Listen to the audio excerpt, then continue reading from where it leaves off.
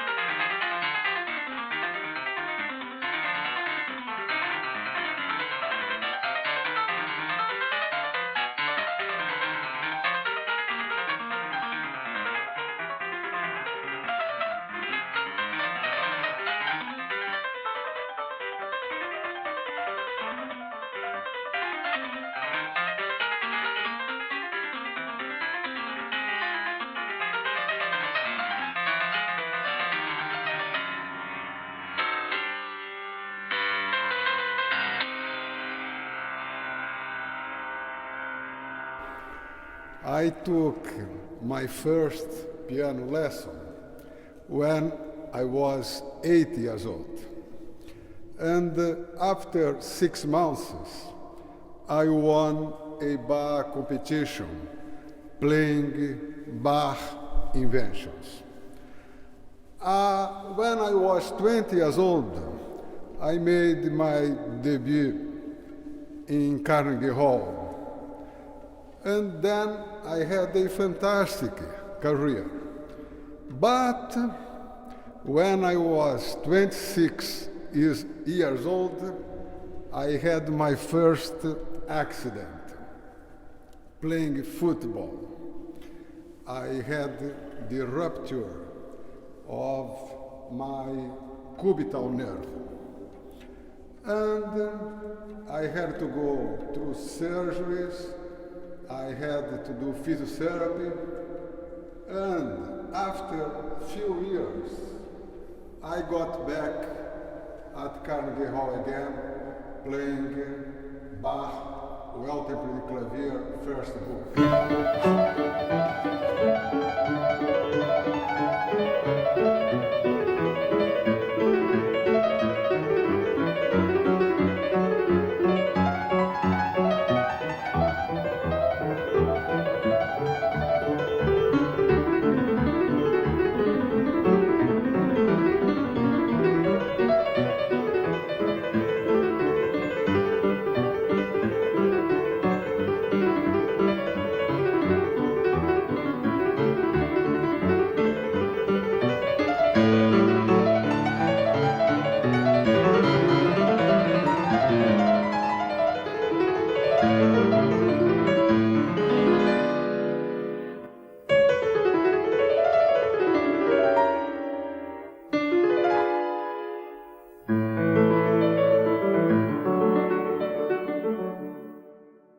I played once at the university.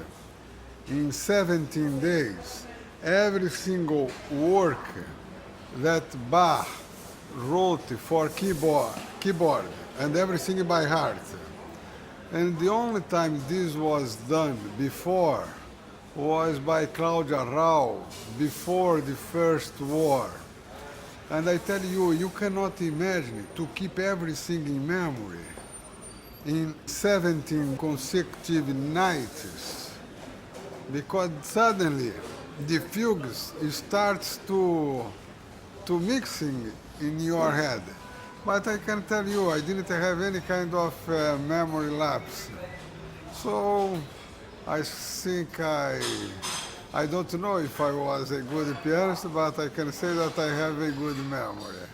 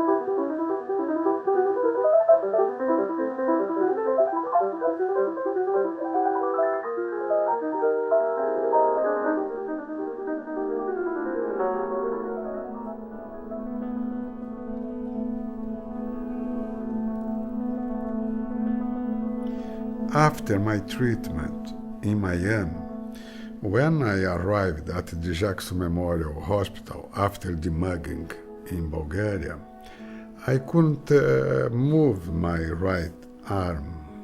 So, when I got back to Carnegie Hall, you cannot imagine the kind of emotion that I had before to walk on the stage.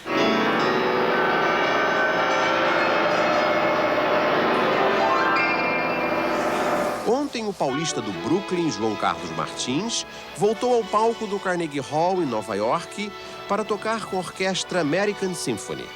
Foi seu primeiro concerto em 11 anos. Primeiro, um concerto só para a mão esquerda, de Ravel. Depois, um concerto do argentino Rinastera, uma das peças mais difíceis já escritas para o piano.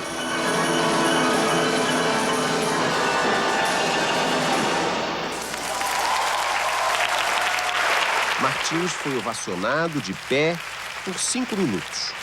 Poucas vezes se viu isso no Carnegie Hall.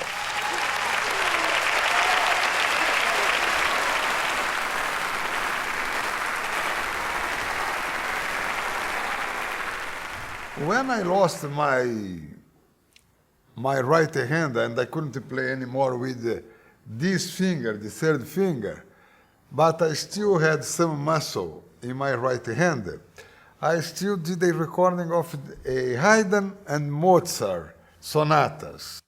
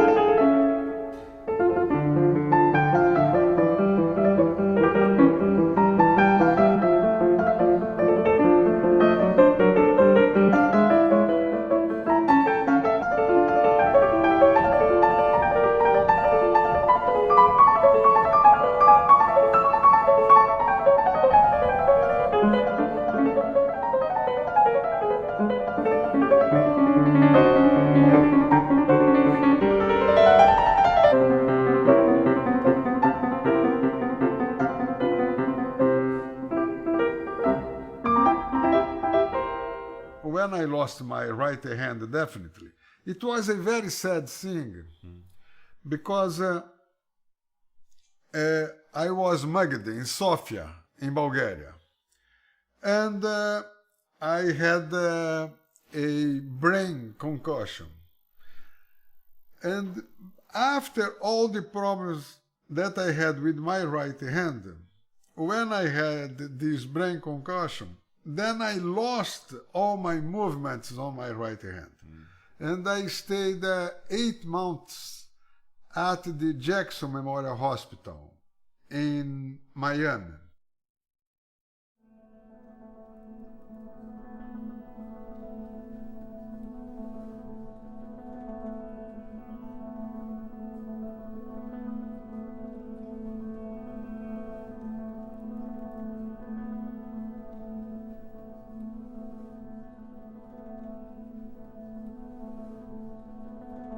Four years ago, I canceled the concert 2 minutes before.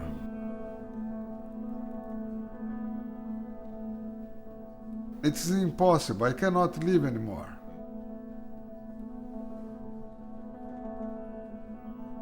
Should I kill myself? Should I try a new life?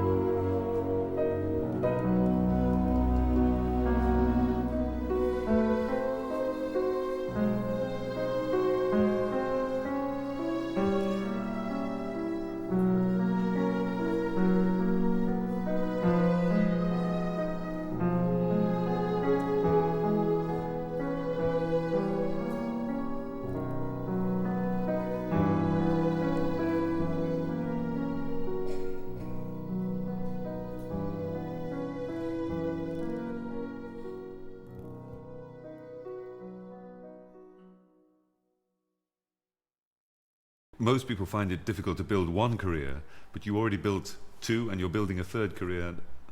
Yes, I'm trying. I had two careers as a pianist. The first half of my career, the first part, I played with all major symphonies. And in the second half of my career, then I played mostly recitals. Yes. And then I was already involved with the Bach keyboard works, very much involved.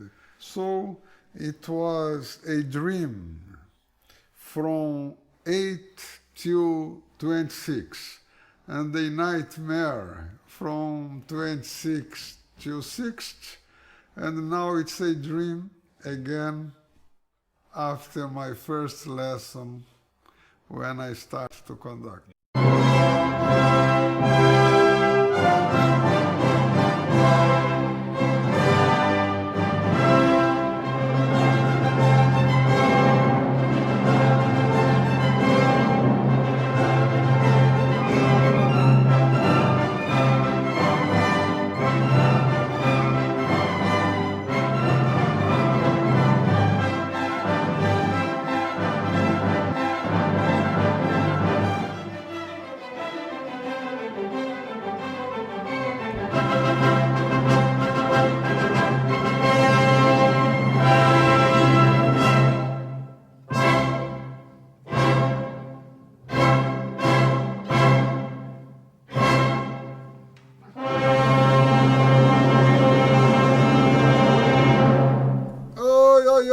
Já sei.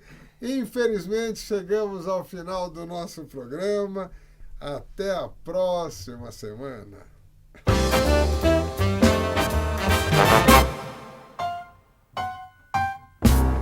Outro dia a minha penúltima apresentação foi em Curitiba, e de repente quem apresentou foi a Maria Fernanda Cândido. E aí, no comecinho, ela começou a olhar para a minha mão e nós começamos a achar que eu pensava comigo, acho que essa moça é fresca, ela achava que eu era fresco. De repente, a gente se achou as duas pessoas mais maravilhosas do mundo, mas eu estava preocupado achando que ela estava olhando para a minha mão, entende? Então, ela estava preocupada achando que você estava olhando para onde nela? O negócio de focar, não é? Você deu muita importância ao negócio de focar, de estar concentrado. O que já te aconteceu por causa disso? Não. Quando o técnico inglês falou, olha, eu vou falar take one, take two, take three, você fica totalmente focado se a gente tem que repetir. Eu falei para ele, olha, quando tinha 18 anos de idade, eu aprendi a me focar nas coisas mais complicadas. Eu tinha uma namorada no Guarujá e meus amigos já tinham um carro. Eu não tinha. Eu falei, não, eu vou me encontrar, mas eu vou deixar meu carro do lado de cá, da balsa. Naquela época que tinha balsa, que a gente entrava a pé na balsa. Aí eu desci de Expresso Brasileiro, mas eu queria ser pontual. Sim, e também dizer que tinha o seu carro, então. Aí eu chego e aí eu vejo que a balsa, eu falo, eu tenho que ser pontual, aí eu estou descendo no ancorador e vejo que só tem uma distância assim entre a balsa e o ancorador. E naquela época não tinha esse negócio de balsinha para pedestre, todo mundo já entrava e o pessoal saía na frente dos carros da balsa. Quando eu vi uma distância assim, eu falei, eu vou pegar essa balsa é minha. Aí eu dei a maior corrida do mundo, dei um salto e peguei a balsa e derrubei umas 3 velhinhas para dentro da balsa. E aí o pessoal começou a falar, ô, seu filho da mãe, o que é? Aí que eu percebi, a balsa estava chegando.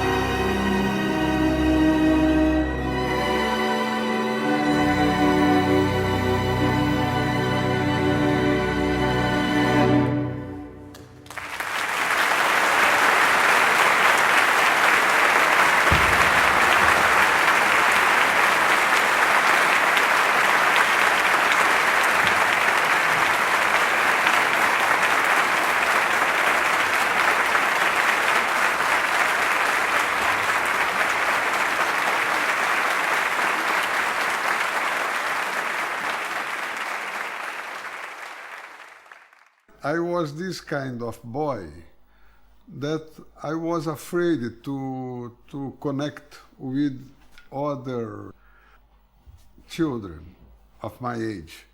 And then my father bought a piano. And then I took my first piano lesson.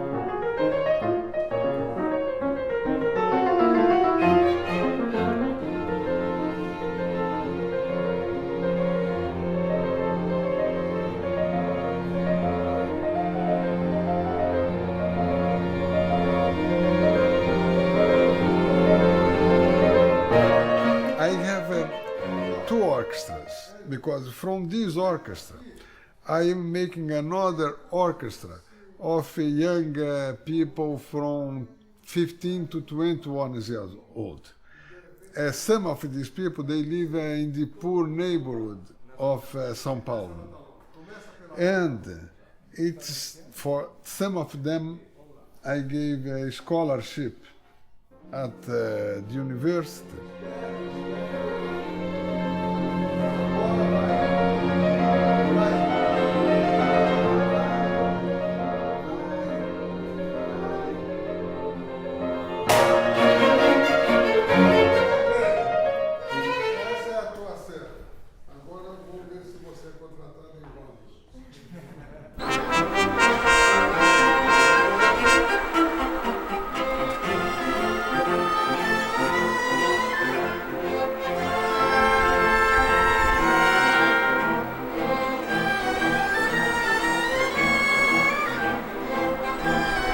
Quando a CUT fez uma homenagem para mim no dia 1º de maio, eu trouxe a minha baquiana jovem para que eles pudessem ver a união entre os trabalhadores brasileiros e, ao mesmo tempo, pudessem aprender a reivindicar melhores condições para os músicos clássicos no Brasil. I find working with young people much more rewarding sometimes because they are so open. They don't have a lifetime of experience, or sometimes bad experience, and so they are open to absorb all the things you want to say. And they know that you are not lying. Yeah. The others, sometimes they think that you are lying to them. Or playing games with them. Yes, but or playing games it's a much more direct relationship, isn't it? Yes, I love working with youth orchestras. And some of these young people, they are sometimes playing as soloists in some events of my orchestra. And so these give... So they're combining. Yes. Yeah. And then I take, in some concerts, I take 3 or 4 young people to play with the orchestra. That's very good training. It's a fantastic training for them, you know. Enquanto estiver tocando, quando você entrar com o tema depois dos violoncelos e você estiver um pouco forte, daqui eu peço para você baixar um pouco a bola. São as coisas que a gente falou. Tá, e aí eu só vou parar quando chegar aqui. Tá bom? Então, vamos lá.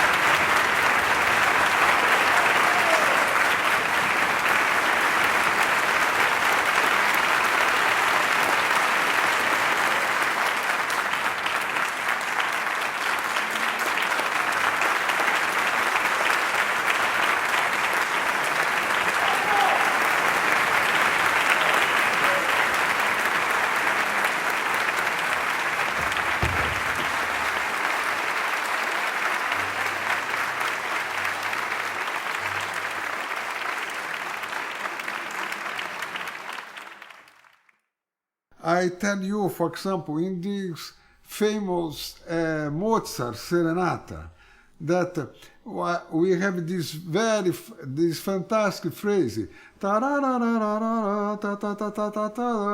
I do. Then I do.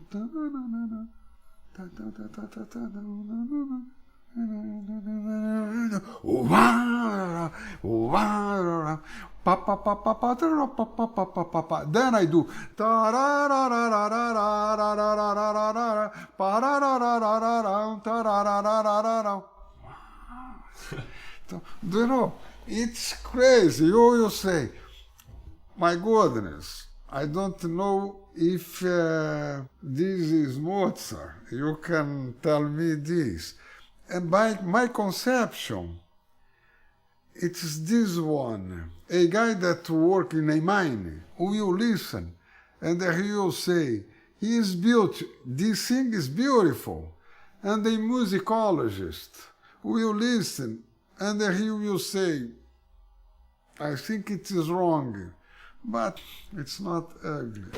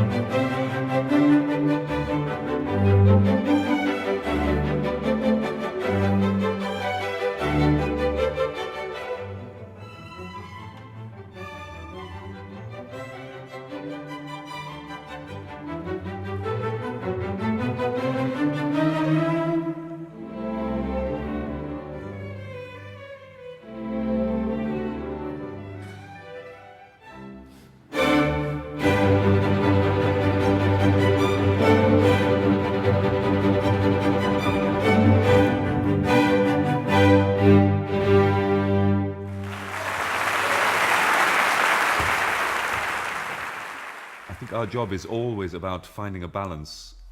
It's a balance between being friendly and being authoritarian. It's about respecting the score but having our own imagination and combining and finding the balance where we are still respecting the composer, but we are at the same time performing. If we just play literally what's on the score, it's dead, computer. because they don't write enough. Yes. Even now, even when you get to a composer like Benjamin Britten or somebody who marks so much detail, there are still 1,000 questions on every bar, exactly how, because there are so many ways you can play every note on every instrument, and in an orchestra there are so many instruments, and every single thing can be balanced differently.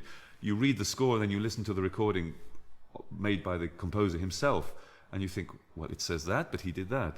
I mean, if you are too literal, you kill the music. Yes. Of course, you can be crazy, and there is a fashion now for many conductors to say, okay, everybody's done that, now I've got to do it a different way, so that everybody thinks I'm different. And being different just for the sake of it is crazy. I know. That's not creative. It's not. You know, you can imagine anything. You can do anything to make it different if you want to be stupid enough. Yeah. But if you respect the music, you respect the composer, but you have another idea to do something extra with it, which you like and which you really believe in, if you are a good musician, why not? The important thing, it's always to try to do everything with good taste. Yeah. If you do with good taste, for example, if I'm going to play, I played everything that Bach wrote for keyboard. I am trying to build my conception of this work. I know that I am a poor human being here,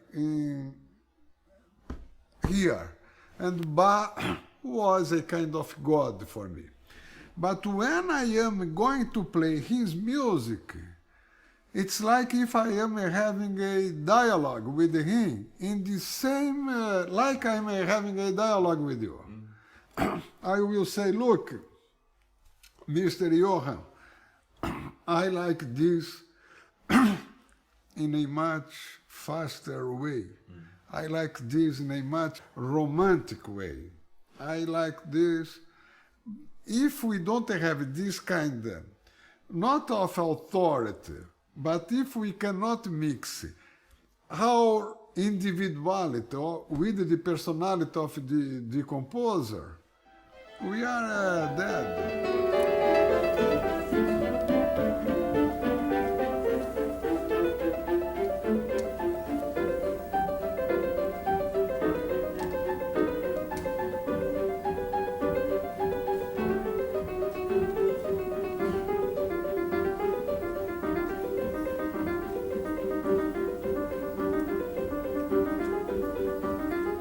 I always tried to have a kind of détaché touch. And today, my orchestra is my piano. For example, in this trio of Brandenburg 1, the oboe, suddenly he sounds in the repetition almost as a détaché touch of a pianist. It's crazy, but it's my idea.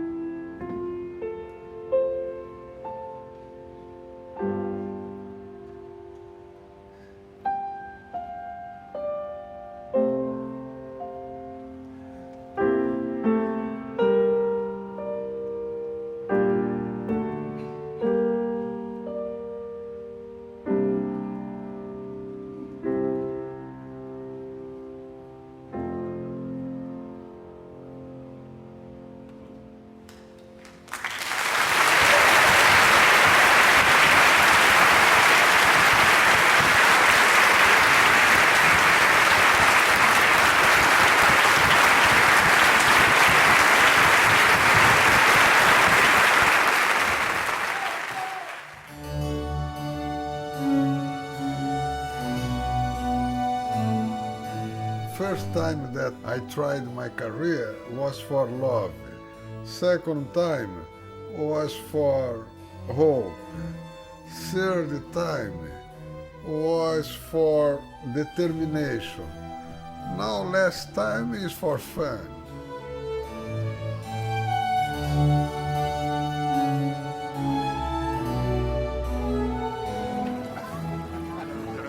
Nice to meet you. Marcel. I know you from heard- television, so but I've seen this film they made about you. Yeah, Once I no. was in a hotel room And and I heard all your CDs. all my CDs. So And I am crazy about your playing and a lot of Brazilian musicians. thank you very much. And even the first oboist of my orchestra is from England. And he told me, you are going to be with the best oboist in the world No, today.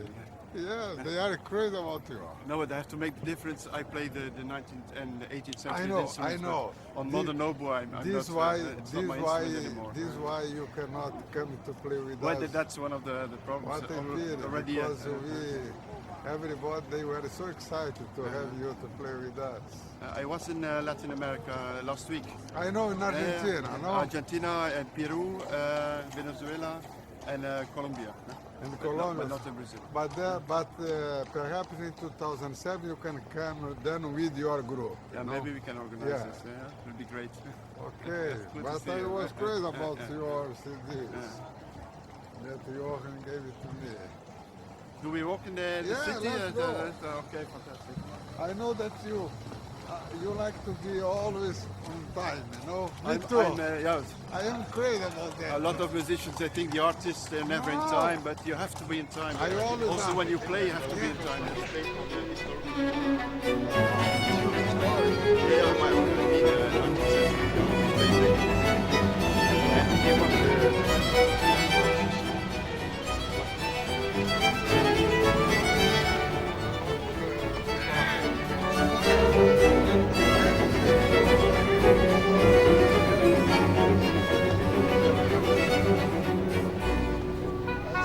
I always think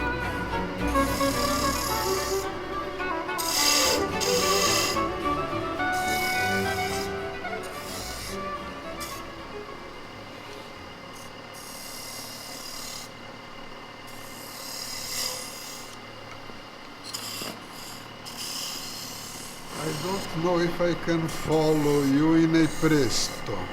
Here you have already an idea of. Fantastic. I will show you how it has to look like. My God. See, that's now this part of the instrument. Fantastic. Oh, this was a great scene. Great scene. How long does it take to make one? Well, it takes a lot of time because first of all you have to cut the wood. It has to dry, and something very important: the inside bore of an oboe is conical. Means it goes from small. Here it's very Yeah, small. It's about 6 I'm- millimeters to here, but this is not regular. So I have to make these tools, and maybe I can show you some tools. So I go to a museum. I take the measurements of an instrument. And then I take these measurements on a piece of steel. I turn them on a machine. And then with this machine, I take off the metal. And then I can sharpen it. And it's very sharp. And then I take a piece of wood. I have to take care that I don't destroy an instrument now. But just to show you. So, and I put this into the instrument. You see, I take the wood away. And I make the inside bore, and this is really important. For example, you just told me that you used this oboe for the first time in Caracas. This one, yeah. Yes, in Caracas. In Bogota. In Bogota. Yeah. So for the first time. What is the difference between the new one and the one that you used 2 months before? No difference. Not at all. No. The other one I had was also a very nice instrument, but a colleague of mine, he said, I love your instrument, and I promised him you can have it, and I will make me a new one. Okay, it's not like in piano that we see a difference in each keyboard, for example. Every oboe is a bit different, but it's the way you play it. But they have their own soul too, no? Yeah, of course. They and do and have you it. put also your soul into the instrument. In the beginning, when I have a new instrument, you feel when you blow, the wood is not vibrating. It's like a new piano you have to play, and the wood had to start to vibrate. And then after an hour or two playing it, suddenly you feel that the wood is vibrating under your fingers, and the sound is richer and richer, and it's very nice.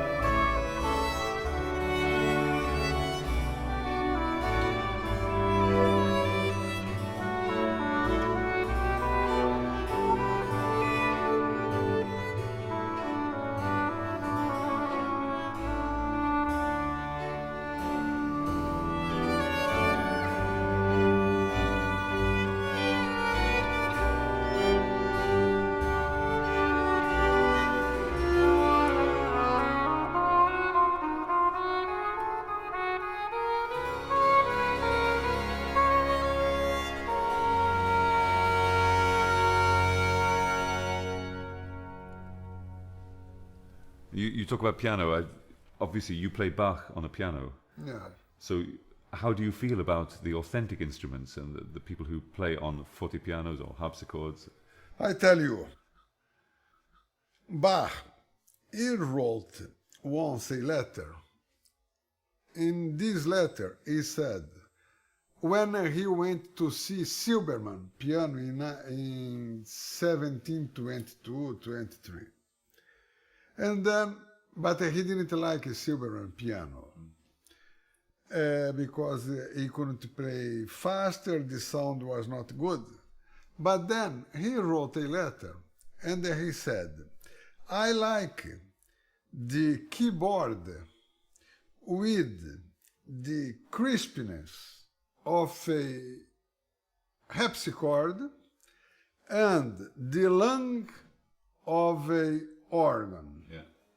So the lung of a organ and the crispness of a harpsichord, it's a modern Steinway. I think it's much easier for you to reconstruct a dinosaur than to know exactly the way Bach played.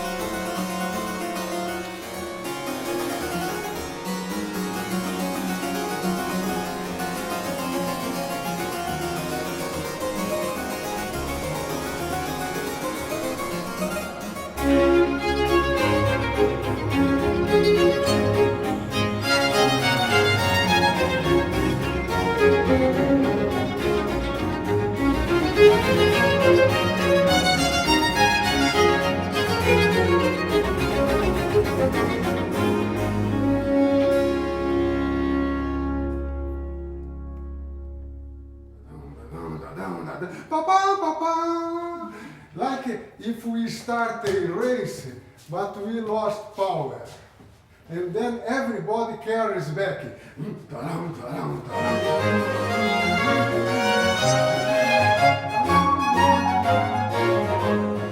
It's the accent. The elegance is the only thing that I still didn't feel. And you are so elegant every time, but this I still didn't feel. Like if we were behind the curtain and we started to come for the party, but we are behind the curtain. He was born behind the curtain. Yes. You should know what it means, you know. Okay, let's go. Okay.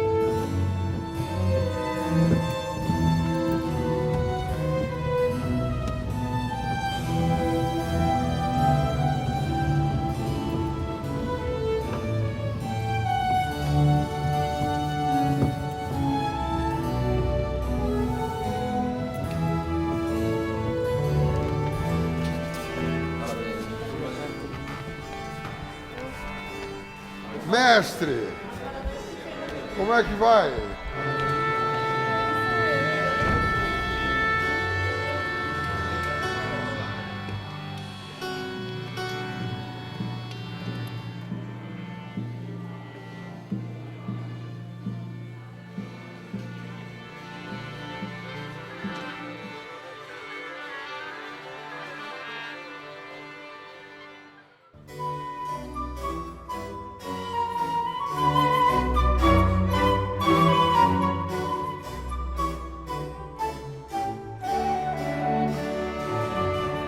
you can conduct with your eyes. It's about visual contact. And you see conductors who conduct up in the air or down at down here, but the ones who make most communication with the orchestra are the ones who are conducting on the eye line. So you conduct like this to them, and eyes are always the direct communication.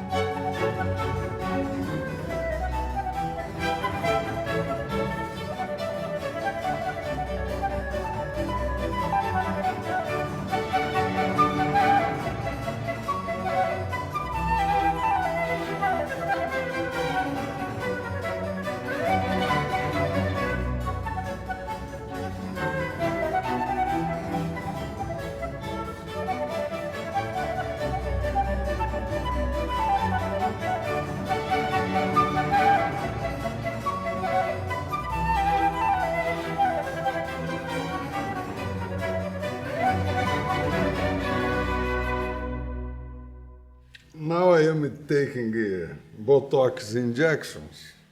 And my dream, of course, I don't think I can play anymore. But every day after the Botox, I'm applying every 3 months. I do some exercises. Who knows? Suddenly they do a hand transplant. Or perhaps this hand can play again. I don't know, but I just do it. I just do it. Why not?